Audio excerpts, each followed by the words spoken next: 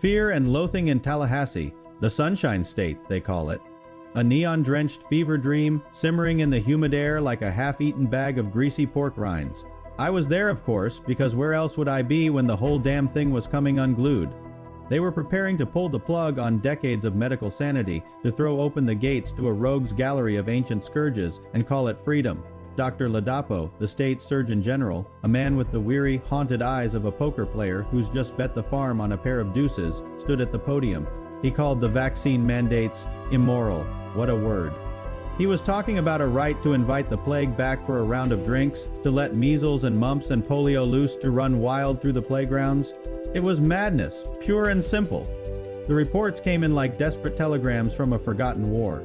The good doctors, the sane ones, were screaming into the void. Dr. Rana Elisa, a woman who sounded like she was fighting a losing battle against a tidal wave of stupidity, warned of a return to the Dark Ages. The American Medical Association urged them to reconsider, their words echoing into the void like a lone cry in the desert. Meanwhile, on the West Coast, the governors of Washington, Oregon, and California were huddling together like a trio of sober sailors on a sinking ship. They were the last sane men, the keepers of the flame, watching with a mixture of horror and disbelief as the whole eastern seaboard prepared to go down in a blaze of glorious, self-inflicted ignorance. The World Health Organization dropped a number: 150 million lives saved. A number so massive it was meaningless in the face of this kind of madness. They were talking about science, about the greatest invention in history, while Florida's top health official was preparing to dismantle it all with a single philosophical flourish.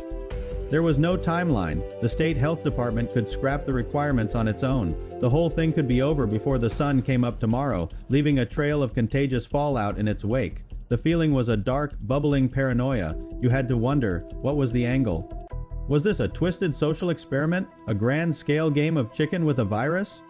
Or had we finally, truly lost the plot entirely? Stay healthy, everyone.